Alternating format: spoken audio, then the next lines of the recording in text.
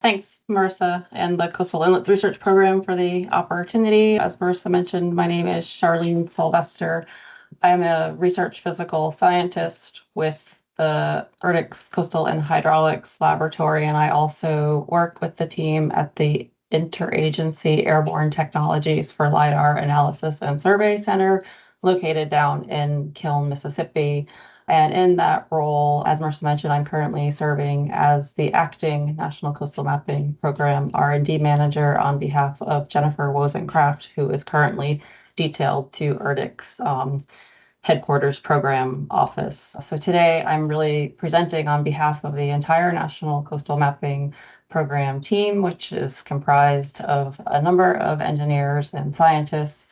On the Corps of Engineers side, we have a team from the Mobile districts that largely supports the daily operations, so data collection for the National Coastal Mapping Program and turning that data into products that we as researchers can use. And then on the Erdix side, we have engineers and scientists from the Environmental Laboratory, as well as a number from the Coastal Hydraulics Laboratory, many of whom are on the call today and have contributed information and materials and slides for this presentation. So I will thank them in advance and acknowledge their contributions now before we get going. And then we are also supported by a number of contractors, whether that be for data acquisition or data production or our sensor manufacturer. And then we have a number of university collaborations, which hopefully I will explain brief on the next slide. So many of you might be, the term iAtlas might be new to you. I think most on the call are probably familiar with the Joint Airborne LiDAR Bathymetry Technical Center of Expertise. So iAtlas is really just an evolution of that partnership amongst the federal government, academics, and industry to perform operations, research, and development on airborne LiDAR bathymetry and complementary technology. The number of collaborators or sort of that partnership is represented here by all of the different government, industry, and academic sort of logos. So the iAtlas initial sort of on the federal side, the partners are the Corps of Engineers, the Naval Oceanographic Office, and NOAA. USGS was a later signing partner for this sort of collaborative effort. And then most recently, with the establishment of that Interagency Airborne Technologies for LiDAR analysis and surveys, we have added 2 additional federal partnerships with the National Geospatial Intelligence Agency, or NGA, as well as the U.S. Coast Guard, and other federal partners are currently being discussed and evaluated. But again, the goal here is that these partnerships and collaborations allow us to focus on kind of that coordinated operations for acquiring airborne LiDAR bathymetry, the research and development needed to advance, that technology for coastal mapping, charting, engineering, and science to meet all of the various and diverse partner agency missions, and also supporting and leveraging each other's efforts to advance kind of this ecosystem, of technologies that the center supports. So in addition to the new name, there's a new logo, and the team is currently in a new building, which just opened only a few months ago down there at the Stennis International Airport in Kiln, Mississippi. So if you make your way there, say from Vicksburg, you should stop in and see the new space, which is quite beautiful. And so the iAtlas supports the Corps of Engineers National Coastal Mapping Program. This is a headquarters level program that has a 22-year history that actually dates back to 2004. When headquarters provided funding to acquire that regional, repetitive, high resolution, high accuracy elevation and imagery data along the sandy shorelines for the United States for the purposes of measuring sediment volume change and identifying sediment transport pathways. The data sets fulfill requirements for meeting a 1990s era mandate for the Corps of Engineers to manage its projects as regional systems. And as we know, that core districts are generally funded at the project scale. So without a program like this, they could not acquire these regionally consistent data sets, to meet this 1990s era mandate. The program footprint is depicted on kind of the top right-hand side, that's about a mile wide swath of data that the program is targeting, and it's effectively designed to capture the active portion of the beach profile. So say from the dunes out to a depth of closure that generally includes from the shoreline onshore about 500 meters and then offshore about a kilometer or to laser extinction, which I'll get into in just a second. The data sets are delivered as standard GIS products for use in commercial off-the-shelf GIS software and other data science platforms. On any average year, the program could capture as much as approximately 2,500 square miles of shoreline, and then that results in the data product metrics that you see, listed on the slide. So there's a substantial amount, a large volume of data and products coming out of this program that's available really for anyone to use. We're showing a digital surface model for the port of Nome, Alaska from 2021. That's kind of that color gradation where the reds are sort of your higher elevations and then your pink colors are your deepest, depths kind of on the bathymetric side. And that's produced at a 1 meter cell size or resolution. And then kind of the corresponding imagery that's acquired at the same time as the LiDAR. So those are concurrent in time and space is shown there kind of on the inset. And then that is just the true color imagery that's produced at a 5 centimeter ground sample distance or 5 centimeter resolution. So it's very highly detailed imagery on the true color imagery side of things. The program is currently executed using a Teledyne Optech Coastal Zone Mapping and Imaging LiDAR, otherwise referred to, you'll hear the word CISMIL quite substantially. This is actually a dated slide as the system is pretty dated, today, and it's effectively the iAtlas's third generation system for acquiring airborne LiDAR bathymetry and technology.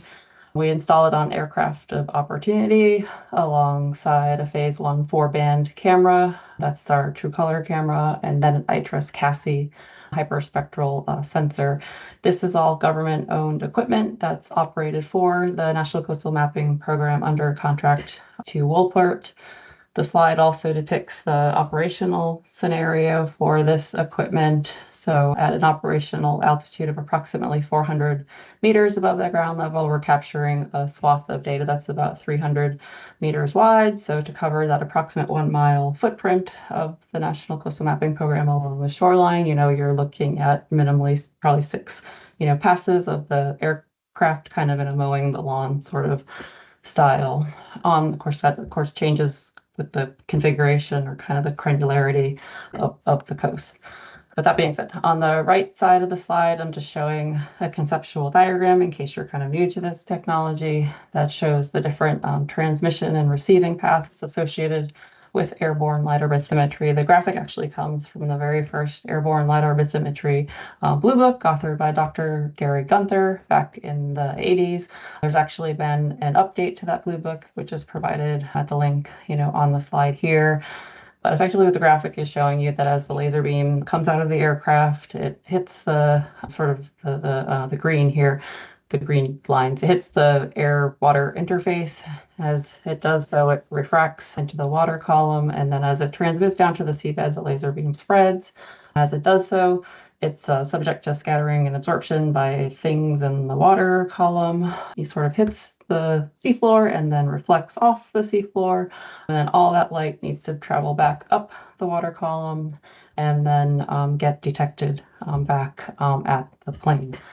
So there's lots of things that will determine the strength of the signal we get back on the airplane. Chief among them is turbidity in the water column, but things like the makeup of the seabed, whether it's like bright, and sandy or sort of like dark and muddy, can have an impact, as well as things like, waves on the surface and particularly breaking waves, say in the surf zone. But the system design, was such that being our third generation sensor, we've learned a lot about operating, these systems. So the CISMIL, sensor design does a little bit better than earlier generations of the technology with kind of that challenging, shallow, turbid water. That poses many challenges for this technology. Kind of getting into the sort of the inventory of data That's available from this program. We're currently in our fourth cycle of the program. In general, the program's executed counterclockwise around the coastline of the U.S. The very first cycle of the program dates back to 2004, where we started this regional mapping in our backyard along the coasts of Mississippi and Alabama, or that northern, Gulf Coast. And then from there, we effectively, go down the west coast, of Florida, wrap around over to Miami, work our way up the East Coast, then jump over, to the Great Lakes, and then once that's done, go over, to the West Coast. All the years of operating these sensors in these very diverse, environments, we've, effectively learned that it's going to take 3 years for the program to capture the Great Lakes in their entirety. And then similar out on the West Coast, where operations are very challenging, given weather mostly related to low clouds, and fog for much of our survey season. The program has also acquired data out in Hawaii as well as in Puerto Rico, kind of on a less, frequent cycle. So the general National Coastal Map Program update cycle is approximately every 5 years. But in in Hawaii and Puerto Rico, that cycle is actually a little bit stretched out or longer, say every, 10 years, because it costs a whole lot of money to get a sensor and team out to Hawaii to conduct those surveys. More recently, with congressionally added language and funding to do so, we have expanded the mapping or coastal mapping data that's available in the state of Alaska. So the inset graphic is showing you all of the various locations or the communities that now have airborne LiDAR bathymetry data available, and that is growing. We'll get into that a little bit later. And then there is also the sort of the regional scale post-storm work that the program supports as either tasked by Corps of Engineer headquarters or by FEMA. And so I'm just listing on the slide here all of the sort of hurricane or post-storm effects that the National Coastal Mapping Program has supported going back to 2004. So most recently, LiDAR was flown in Florida in response to Hurricane Milton in 2024. And then finally, there have been a number of surveys that support military resilience efforts in the Pacific. So those include the islands of Kwajalein, Wake Island, and then just last year, there was some additional surveys flown in the Mediterranean. So again, not the Pacific. And then again, I think there's some plans for this year in the Pacific as well. And so for regular National Coastal Mapping Program work this year, the planned coverage will include that area from Montauk Point, New York, all the way south down through Cape Lookout, North Carolina. And will be a critical update for data availability in that whole entire region. So the last National Coastal Mapping Program data for that area actually dates back to 2017 at worst, generally 2018. And for some of the South Shore of Long Island, we do have a survey from 2020. With that being said, there's lots of Corps of Engineer projects going on in that area of responsibility. So this data will be providing a sorely needed data update and be able to support those projects going forward. And then we are also planned to go out. We're currently actually in Alaska, going to expand the coverage for either additional communities up there or start to get some repeat coverage for a few select communities. The requirements for the Alaska mapping are actually coordinated through the Alaska Mapping Executive Committee or AMEC. And there's a number of federal agencies that partner or work together under that committee, and those are listed there. And of course, it includes the Alaska Department of Natural Resources, Department of Geological and Geophysical Surveys. And so in terms of the production of these data sets, we just want to provide an update and the progress that the operations team has made towards improving the calibration and point cloud processing workflows. So they have effectively been able to access the sensor's native data files via codecs and Python to create tools that support independent calibration, system monitoring, LiDAR waveform classification, and point cloud validation, kind of external to existing sensor manufacturer provided software. That manufacturer provided software definitely still remains in the workflow, but these tools in progress are largely helping to improve our data set production, improving the quality of the data that's produced, and the confidence in those LiDAR point clouds. Our operations team also shared kind of an interesting sort of use case or investigation that was conducted with the data and comparing more recently collected data to older data sets, something many of us on the call find ourselves often doing.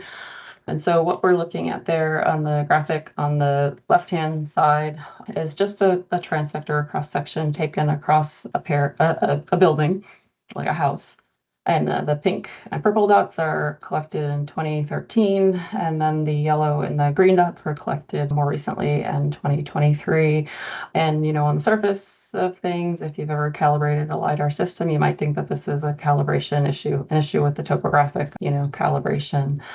But upon, further investigation and then comparing it to additional data sets that were available, topographic LiDAR data sets that were available from the USGS in 2017 and 2019, it almost looks like, which we're looking at on those fixed LiDAR reference profiles on the bottom right, we're almost seeing kind of like that those peaks are kind of migrating in the same direction, where the right-hand side is actually to the south. And then also we're looking at on the top graphic, the newer data. Sorry, I'm switching colors on you, but the newer data is in red and the older data is in blue. And that vertical difference is approximately 10 to 15 meters, which is just insane. So they've been able to determine that, no, this actually is not a calibration issue. And what we are seeing there is real change associated with the lava flows that have occurred in the area since, 2013, as well as this is an area where a tectonic plate is actively shifting to the south.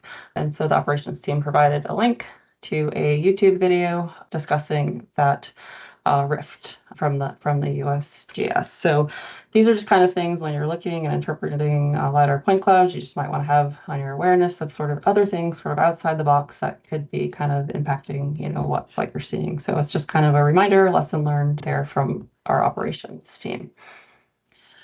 So that operations team is collecting all of these data sets. They're producing them into standard products, which are listed on the bottom portion of this slide. These are the standard data products that include those LiDAR point clouds, topo, bathy, digital surface models, as well as sort of bare earth elevation models. So those are effectively models that have all of the trees and vegetation and housing and other infrastructure removed.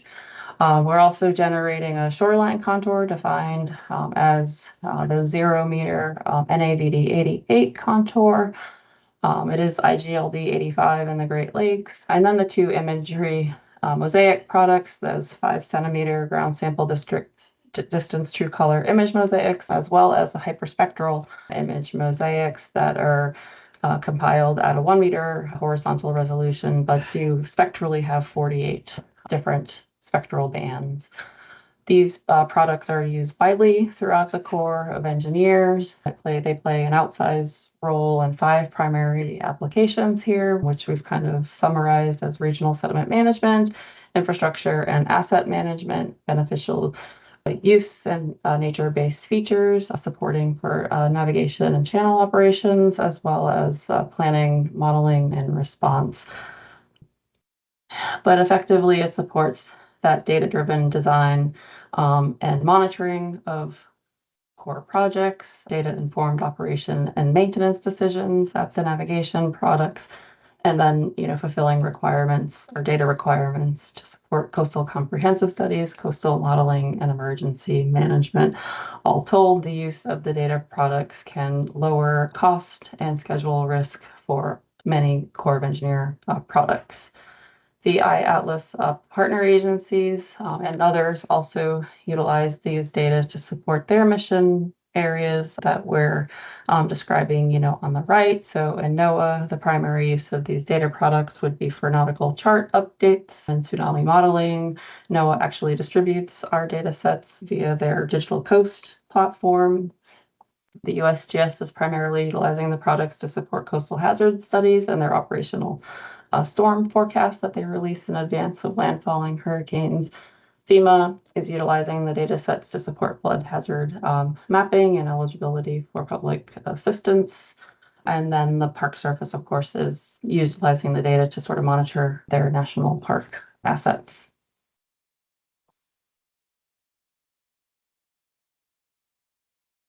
So continuing the theme of updates from our operations team, this is just kind of a novel use of the data set. This is an example from a small boat harbor on the Big Island of Hawaii.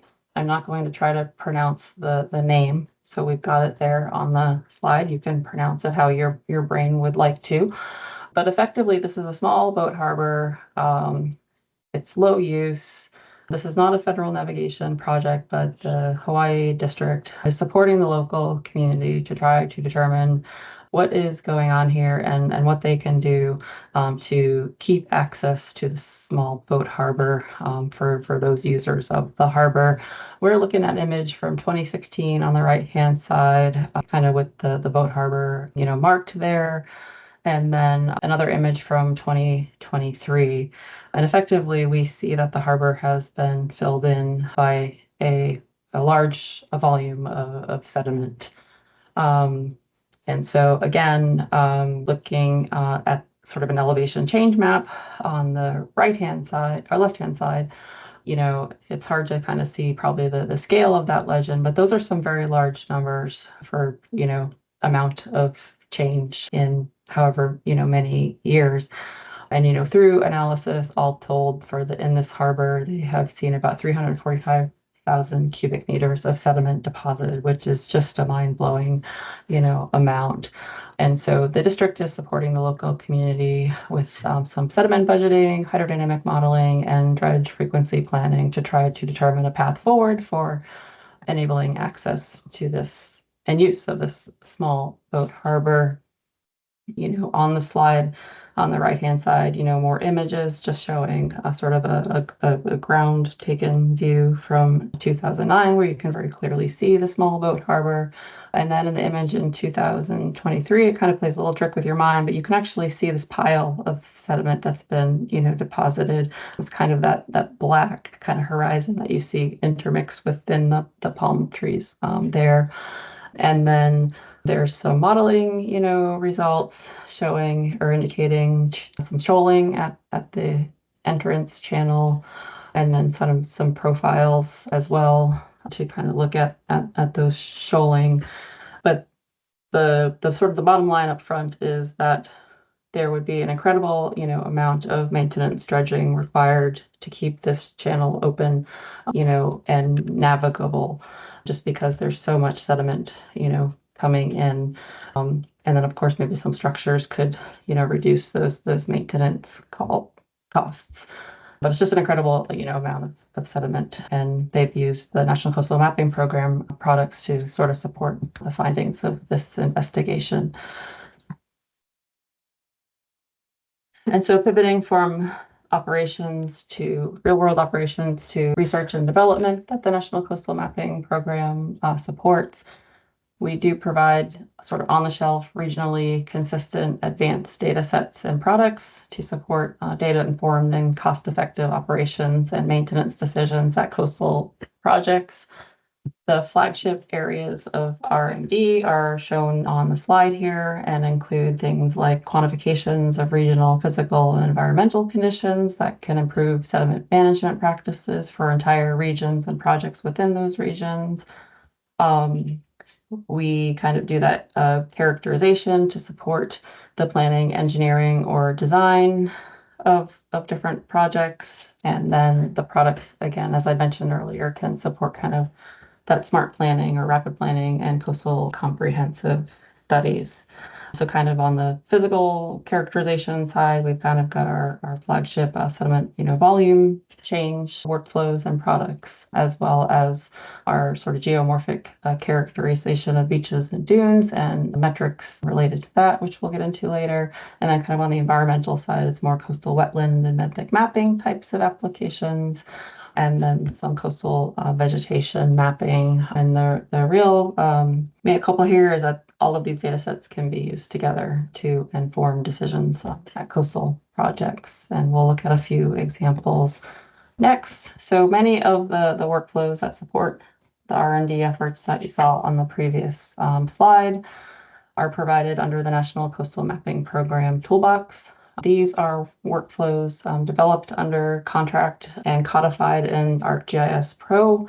They're designed and implemented on National Coastal Mapping Program digital elevation model products, but it's very much bring your own DEM. The toolbox itself, the coding, etc., is supported under contract to Wolpert and TELUS.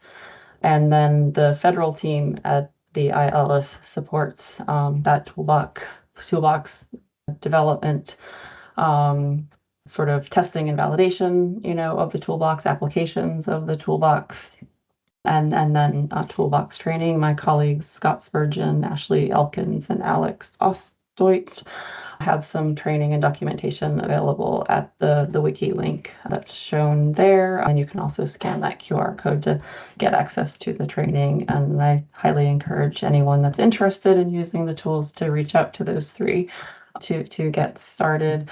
And so next, I just want to talk about our quick response toolbox and then our coastal engineering toolbox and show some examples where those tools are being used to support districts. But then don't forget that we also have a multiple data set toolbox if you're interested in sort of multi-temporal coastal change applications. And then if you're a modeler, there's some additional support for developing inputs for seashore. So on the quick response toolbox, it provides standardized transect-based workflows for computing elevation, volume change, and shoreline change consistently at regional scale to provide engineers, scientists, and decision makers actionable intelligence to inform storm response and infrastructure resilience effort.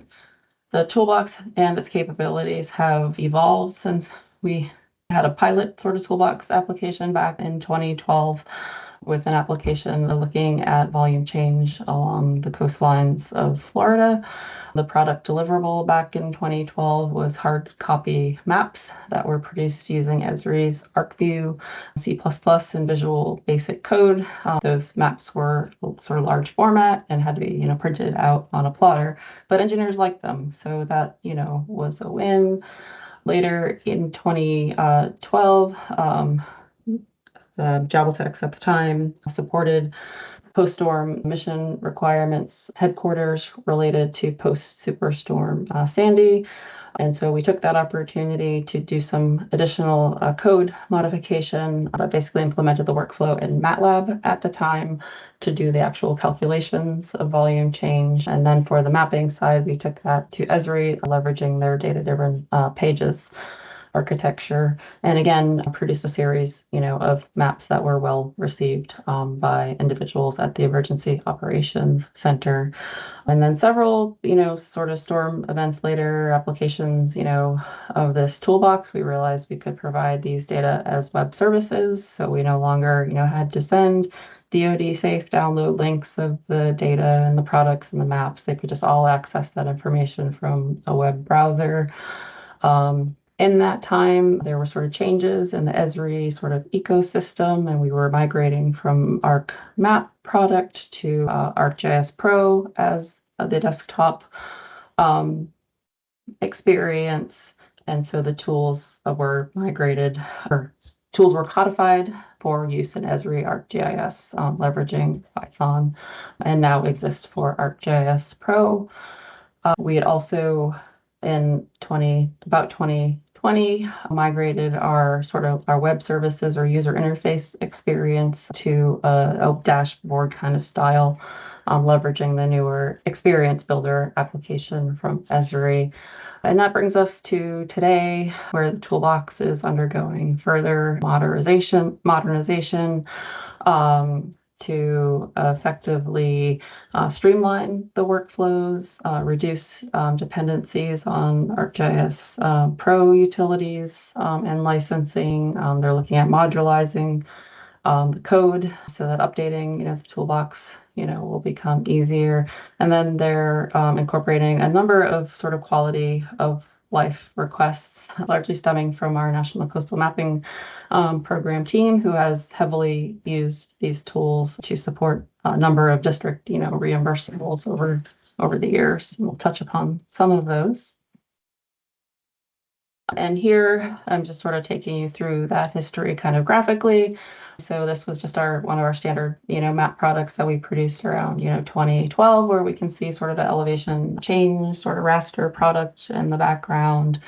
And then we have sort of our bar charts showing the erosion and accretion quantities and those shore perpendicular transect bins. So those are effectively just summations of the elevation difference or DEM of difference within those transect bins. And then we also include those quantities in the table. This was our kind of first go with providing these data sets in a web browser. This was done with Esri's web app builder.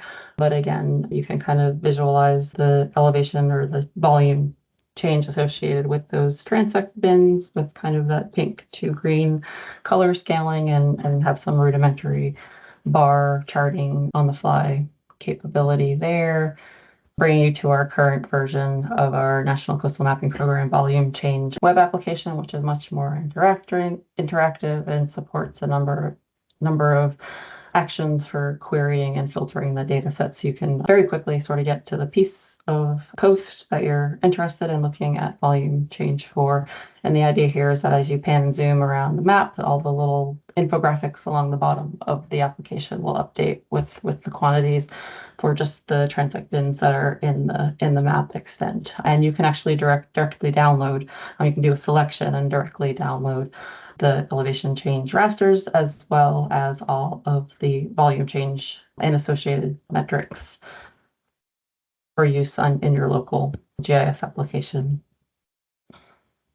So one project example where the Rapid Response Toolbox is being used is in performing a sediment budget update for the Mississippi Coastal Improvements Program, or MISCHIP. This is a reimbursable project that is led by Scott Spurgeon on our team, and it's a reimbursable project for the Mobile district. And effectively, they have been tasked with updating the baseline post-construction budget. So there was an existing sediment budget that Mark Burns did back in 2012. So they effectively digitized that sediment budget, and they integrated more modern recent LiDAR data to effectively validate that budget or whether that budget, was still good for this, post-construction sediment budget, and it was. I don't want to give spoilers, away there, but with new data that's been acquired more recently, they're going to be updating that sediment budget for 2025, and then into the future, there'll be another update for the sediment budget in 2030. And again, this is all sediment budgeting that's supported through the National Coastal Mapping Program's Rapid Response Toolbox and the Sediment Budget Analysis System, or SBAS. So the inputs, these toolboxes generated the inputs needed, for SBAS. And I encourage you to reach out to Scott if you're interested in that project. And then kind of flipping over to the Coastal Engineering Toolbox. Again, these are transect-based approaches to characterize coastal geomorphology to support regional engineering resilience assessments. The geomorphology is used to derive a number of beach metrics that we use to compute a coastal engineering resilience index, or CIRP.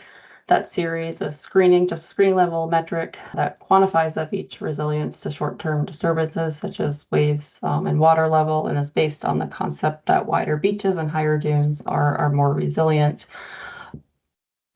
The geomorphic features that are extracted are kind of depicted on the conceptual diagram of a beach profile there on the lower left-hand side, and include things like your shoreline, your dune crest, your dune toe, and your back trough, as well as a landward limit, utilizing those geomorphic feature locations. We can calculate a number of the CIRP. We calculate the 5 CIRP factors, A through E, which are dimensionless factors, the first 3, A, B, and C, kind of characterizing the coastal geomorphology, and then factors D and E characterizing the coastal forcing related to waves and water levels. And so the additional data sets that are brought in for that forcing are the water levels from NOAA, tides, and currents. The wave run-up is provided by the Stockton equation, and then the wave information from the WIS data portal as well. And there's a number of key references, and most recently a large technical report by Dr. Justin Schaller and the team, where this CIRP metric was calculated for over 10 data sets along the Mississippi mainland beaches in conjunction with a reimbursable project with Mobile District and their Mississippi Beaches and Dunes project. So there were 10,000 transects analyzed, for that work. The graphic there is just showing those CIRP factors that were developed for an area of Outer Cape Cod I'll touch upon in just a minute. But we are providing those data sets similar to other R&D data sets via web applications, and the link to sort of our CIRP web service there is provided. And effectively, you're getting a color coding of CIRP where, low values are associated with low resilience and high values are high resilience. And being dimensionless, each CIRP factor itself can range from 0 to 1. So added all together, your CIRP value would range from 0 to a maximum of 5. For a small project in the northeastern United States, we wanted to evaluate a CIRP for a number of reasons, namely that our toolbox has undergone some changes related to the extraction of coastal bluffs. And we wanted to sort of validate the performance of the CIRP for bluff coasts, and particularly where bluffs existed in the same coastal segment as dunes. And so for that, we looked at 2 sort of areas of interest, one being the New Hampshire-Maine border to Plum Island, Massachusetts, and then another area from Provincetown to Eastham, Massachusetts. These 2 areas have pretty different geomorphologies. In general, waves from the southeast most of the time, and there's about a 2 to 3 meter difference in tidal range between the 2 areas. So evaluating the feature extraction and the CIRP metrics for these 2 areas will then go to inform our approach for sort of running CIRP for the entire northeast region. So this stretch here we'll just look at real quickly, going from the New Hampshire-Maine border on the left-hand side of the screen all the way through Plum Island, Massachusetts on the right-hand side. There's a number of navigation and coastal storm risk management projects within this reach, which are just provided, by the red stars, and there's federal navigation channels at both Hampton Harbor and Newburyport Harbor. This is as I mentioned, a transect-based approach. So the white lines represent our transects along which we extracted that coastal geomorphology. Those transects are spaced 100 meters in the alongshore direction. And then the gray line just provides our baseline, what we often refer to as like the landward limit. That's generally the first line of infrastructure, which might be something like a coastal road or row of, beachfront homes.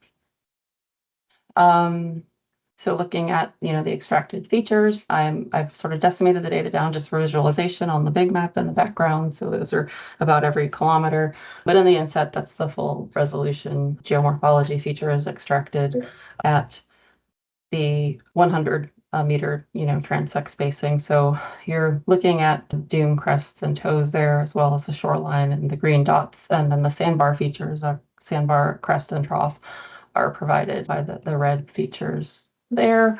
And then there's a number of there's a profile plot generated for each of those transects that's largely used in visual inspection and quality control and used to derive inputs for an editing tool that's new for applications of the toolbox. So we're just looking at those extracted geomorphology features in profile view there to see what it's actually picking.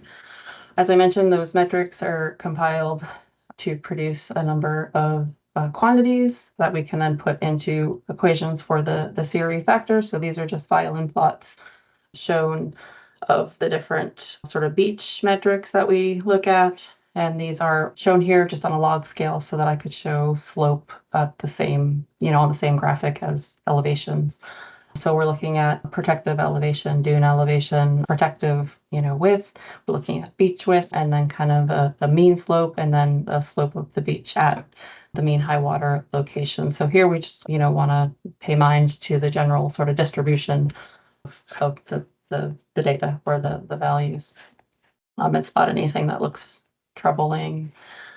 And so again, those metrics go into compute the 5 CIRP factors, A through E. Those are shown here as a series of pie charts. Again, I've decimated the big map just down to 1 kilometer for visualization purposes. But this enables us to sort of see if there is a CIRP factor that might sort of be driving the CIRP equation, or not. And in general, this area, has a strong influence, from wave run up, where sort of that purple color takes up the most of the sort of the pie chart, but also protective elevation contributes somewhat strongly as well. This is an area with some pretty high dunes. There are also some bluffs along this reach of coast as well. And the violin plots are actually for all of the transects, not just the 1 kilometer decimated transects.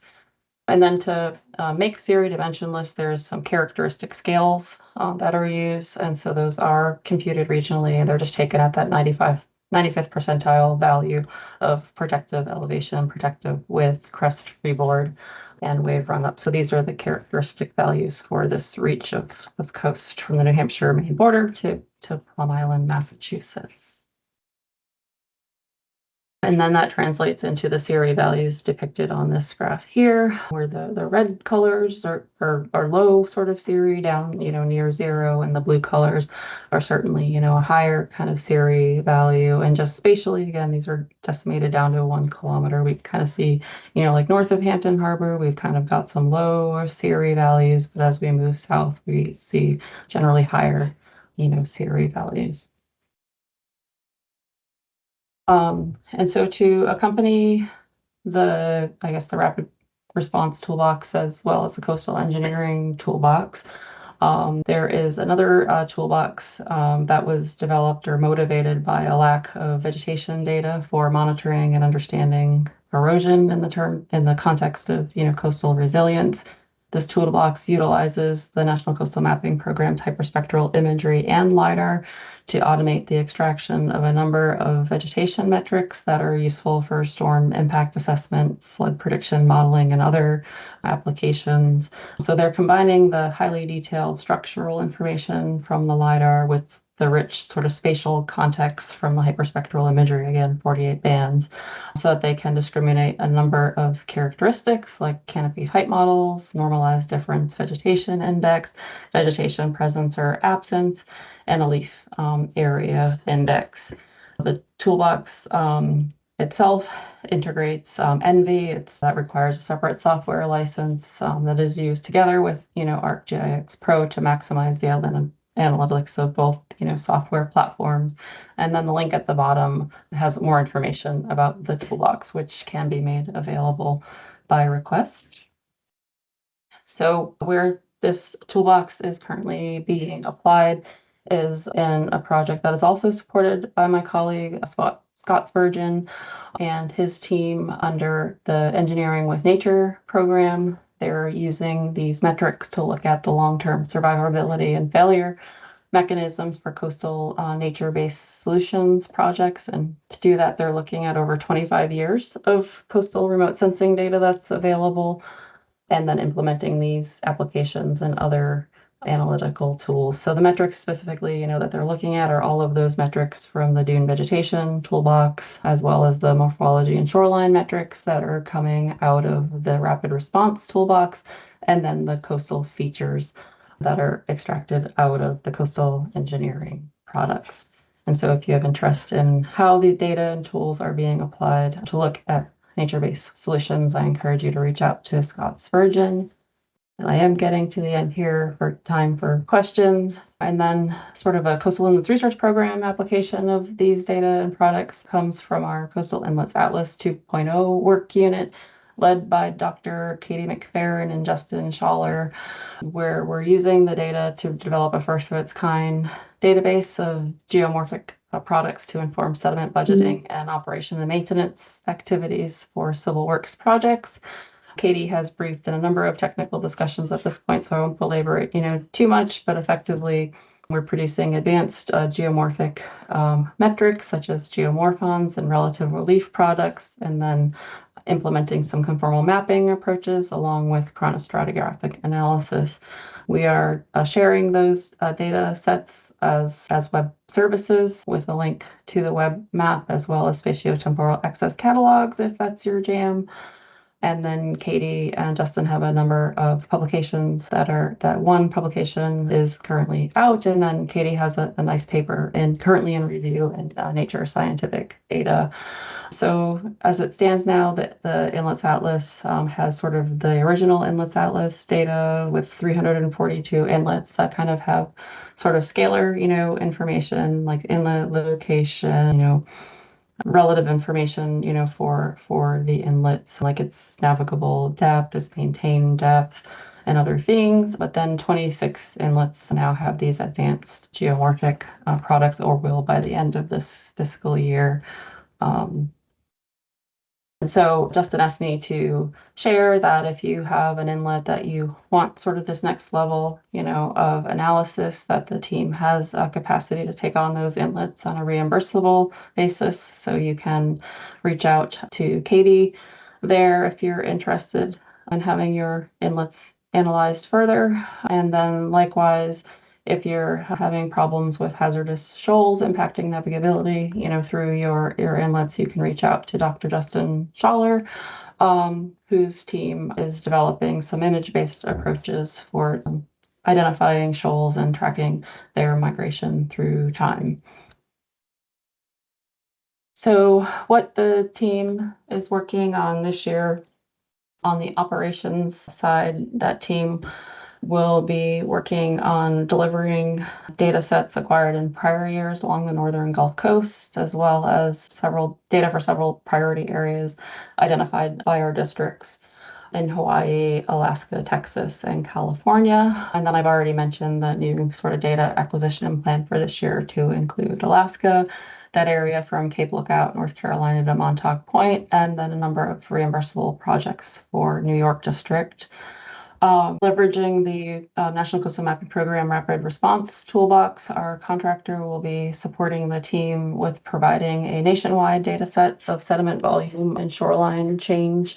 This will fill a key knowledge gap for a storm response as hurricane season is getting going here. So with that, they'll be developing a nationwide data set of baselines and transects at 10 meter spacing. They'll be doing the volume change and shoreline change at that 100 meter spacing, nationally.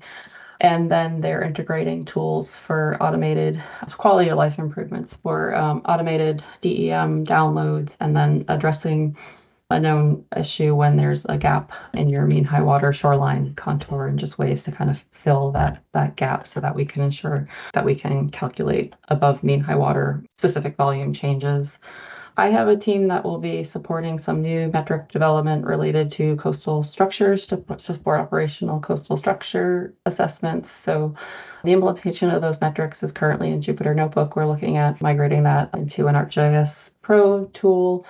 And then Molly Reese' team will be sort of sleuthing out an approach for developing a high-resolution land cover data set, leveraging the National Coastal Mapping Program LiDAR and imagery.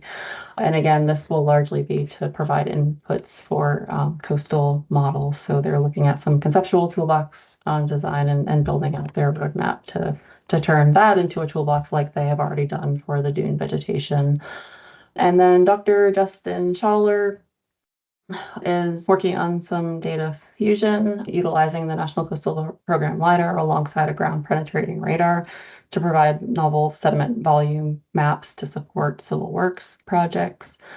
He's just shown some examples there of how they're integrating a LiDAR with GPR to look at that sediment mapping to really approximate, sort of the sand pile bottom where the LiDAR would then be sort of the top, and then with the bottom and top can compute that volume change. And so I'm sure I am out of time, but again, I wanted to thank everybody on the National Coastal Mapping Program for contributing to this slide deck. And I thank you for your time and attention today, and I'm happy to take any questions.